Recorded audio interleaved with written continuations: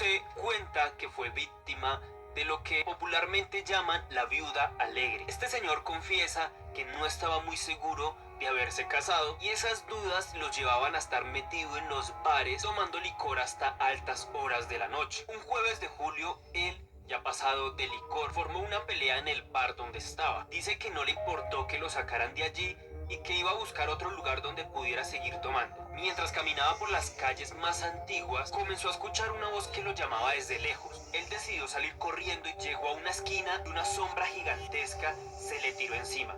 Él dice que se le metió por la boca, en ese momento quedó paralizado y cayó al piso. Dice que mientras estaba allí tirado en el piso, pudo ver muchas sombras que lo estaban rodeando y se reían de él. Juan José cuenta que comenzó a orar y que gracias a eso, estas sombras extrañas lo soltaron. Logró levantarse, estaba sudando y salió corriendo unas cuantas cuadras más adelante. Luego, él se detiene y se echa a reír, pensando que todo eso se lo había imaginado, producto del alcohol mismo. En un momento, vio a lo lejos a una señora vestida de negro que estaba barriendo la calle. Mientras le decía cosas a esta mujer, intentaba verle el rostro, pero esta mujer no dejaba. Siempre se giraba y se alejaba de él. Pero este hombre no la dejaba en paz y seguía molestándola. Entonces, según él, la mujer se quedó quieta. De su cuerpo comenzó a salir humo negro y creció como 2 metros más. En ese momento dejó ver su rostro y era una calavera con unos grandes ojos rojos que se reía de él y le decía que quería llevarse su alma. Juan José quiso salir corriendo, pero vio cómo estaba rodeado de estas sombras aterradoras con forma de demonios. Dice que lo último que recuerda es que gritó pidiendo ayuda. Despertó en su casa con unas cortadas muy profundas en su espalda. Juan José dice que siente miedo de morir porque no sabe el rumbo que va a tener su alma. Número 8. La Loma de la Cruz.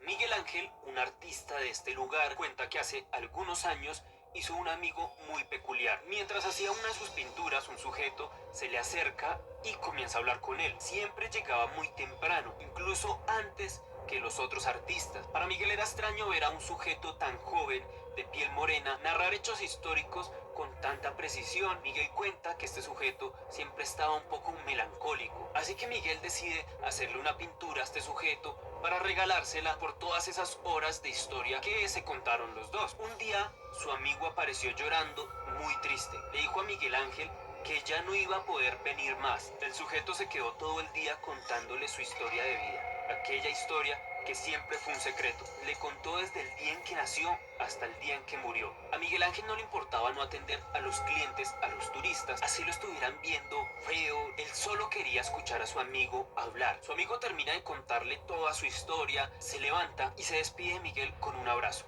Ve cómo él camina hacia el atardecer, cuando un colega suyo, un artista, le dice que parara ya de hacer esas cosas raras, que estaba asustando a los clientes y a todos los turistas que pasaban por allí. ¿Hacer qué?, preguntó. Así que le cuenta que no había hecho sino hablar solo, mirando a la nada, como si en verdad estuviera hablando con alguien. Miguel cree que lo están tomando del pelo y se ríe. Al ver que los demás no se ríen, decide contarles que era un amigo que había conocido unos días antes y que le contó su triste historia como esclavo de un tirano en su época. En ese momento cerró la boca y se asustó. Revolcó sus pinturas y buscó la que había hecho para su amigo, pero en su cuadro solo había pintado un atardecer, nada más. Él quedó bastante inquieto, se cuestionó mucho si se estaba volviendo loco, así que decide averiguar la historia o parte de la historia que su amigo le había contado, y encontró que muchos cuentan que no solo a él se le ha aparecido un esclavo negro que fue asesinado hace mucho tiempo por su amo español, ya que se había enamorado de su hija. Número 7. El fantasma de Pichindé. La leyenda inicial cuenta que en 1689 un fraile ayudó a construir o construyó una iglesia en Pichindé por la carretera Yanacotas. Allí este fraile ubicó una imagen gigantesca de la Virgen que, según cuentan, había traído desde Quito, y en los ojos de esta imagen había puesto 2 esmeraldas muy costosas. Dicen que en algún momento llegó otro sacerdote joven quien se ganó la confianza de todas las personas. Este sacerdote que había llegado apareció después muerto. Nadie supo por qué. Cuentan que la imagen de esta virgen estaba sobre él y las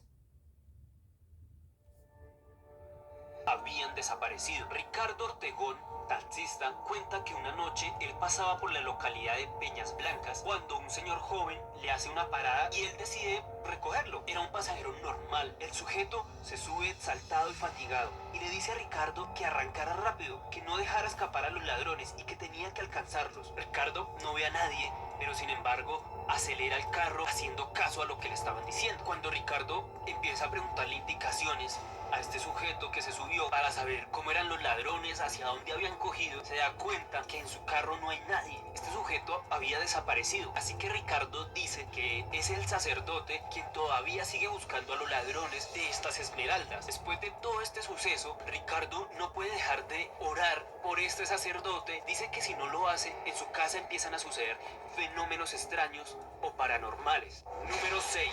El tren fantasma. Todo pasó el 11 de junio del año 2004. Yo iba para la universidad porque había quedado de encontrarme con unas amigas para salir con ellas. Yo venía teniendo una serie de presentimientos muy raros. Tenía miedo a cruzar una calle, a subirme a un bus, cosas normales. Todo esto lo asocié a las pesadillas que venía teniendo hace ya semanas y que hasta la fecha de hoy me marcaron por completo. Resulta que en mis pesadillas aparecía mi madre. Yo veía como mi mamá salía de la casa sonriendo y caminaba hacia donde siempre toma el autobús. Yo gritaba y lloraba porque sentía que algo no iba bien. Corría, pero algo me hacía ir muy despacio. Bueno, yo veía la ciudad y todo era normal, pero de colores. Me explico. El cielo tenía color, las personas también tenían color, es decir, las cosas que tenían vida tenían un color muy reluciente, pero las que no eran de un color gris. En esas veo a mi mamá esperando el autobús a lo lejos. Yo logro gritarle y ella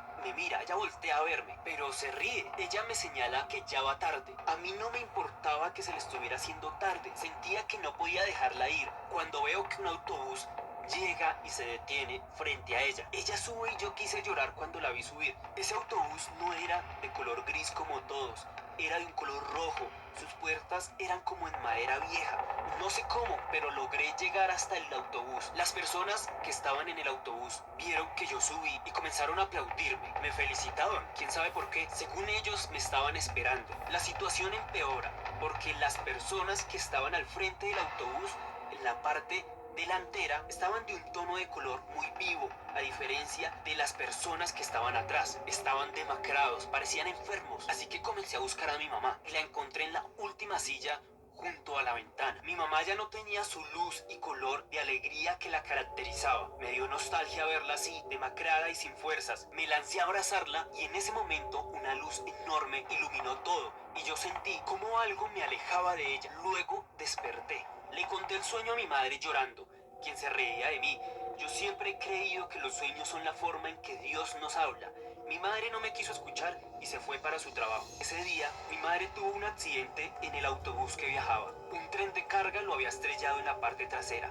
Por fortuna, mi madre me hizo caso de no hacerse en la parte trasera, ya que fue allí donde yo soñé eso raro, y casualmente fue donde impactó el tren de carga al autobús. Esto sucedió en la calle 73 con séptima. Muchos cuentan que ahora estas personas que lamentablemente fallecieron en este accidente aparecen en cualquier momento del día o de la noche, como si un registro histórico de esa tragedia se guardara y se repitiera en algún lugar de ese más allá tan extraño. Número 5. Satanás en Juanchito. Para los que no conozcan Cali, tengo que contarles que es una de las ciudades más rumberas de Colombia. Hay una historia que se cuenta desde los años 60. Dicen que esta ciudad es tan rumbera que hasta el mismísimo Satanás ha llegado a bailar salsa en los bares de esta ciudad. Andrés Rosas me cuenta esta historia que según él tiene relación directa con esta leyenda. Recuerdo que mi mamá tenía una amiga llamada Paola Castro. Esta amiga era la compañera de rumba de mi mamá. En sus noches de fiestas desenfrenadas, Paola afirmaba que no había ser sobre la tierra que pudiera llevarle el paso mientras bailaba. Mi mamá dice que era verdad, que Paola bailaba espectacularmente y ningún hombre podía seguirle el paso. Una noche, Paola comenzó a perder el gusto por la rumba, por el baile. Paola, sola y depresiva, decide maldecir a todos y en grito herido dice: Esto es culpa de Satanás. Es él quien me maldijo así. Yo lo reto a bailar. Maldito, 1000 veces maldito. La noche hacía su magia y la rumba estaba en su más alto furor. A la discoteca llegó un hombre muy apuesto, muy bien vestido, quien caminaba por la discoteca mientras todas las personas se habían detenido solo para verlo, hasta que este hombre extraño se detuvo enfrente de Paola. Me has retado y aquí estoy. La música comenzó a sonar fuertemente, solo salsa brava. La pareja bailaba y bailaba. Eran los mejores, pero también habían cosas raras. Sus miradas eran fijas y llenas de resentimiento. Entonces, un olor a azufre comenzó a invadir todo el lugar. El hombre comenzó a moverse más y más y más rápido. Una especie de humo rojo comenzó a salir del piso de la discoteca. Paola ya no resistía más. Ya no quería seguir bailando. Miró los pies de este hombre y se dio cuenta que ese tipo ya no tenía pies sino pezuñas. Este ente maligno la aprieta junto a él y la besa. Paola Castro se despierta en el hospital con una quemadura enorme en su cara. Dicen que fue el beso de este demonio, de este Satanás. Además de esto, Paola duró bastantes días en el hospital sin poderse mover. Número 4. El Buciraco.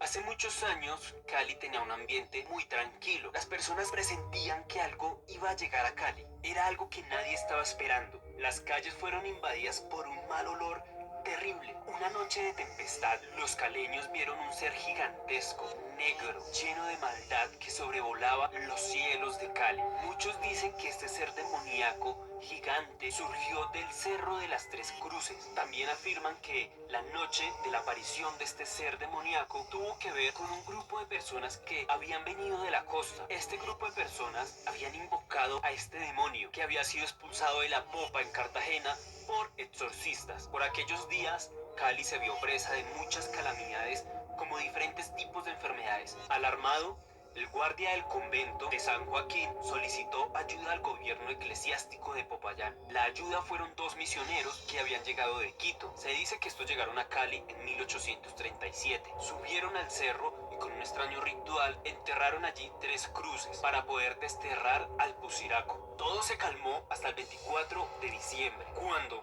la ciudad se volvió un infierno total. Hubo saqueo, robo a la gente, las personas se golpeaban, se herían, gritaban, decían cosas sin sentido, pero todo este alboroto cesó cuando se escuchó una voz impactante, aterradora, que provenía del ambiente. La voz anunciaba que iba a arrojar todo el cerro sobre Cali. Allí fue donde sacaron la conclusión que era el Buciraco hablándole a las personas desde este cerro. En julio de 1925 ocurrió un temblor que hizo que estas cruces que estaban instaladas allí se cayeran. Pero un padre llamado Marco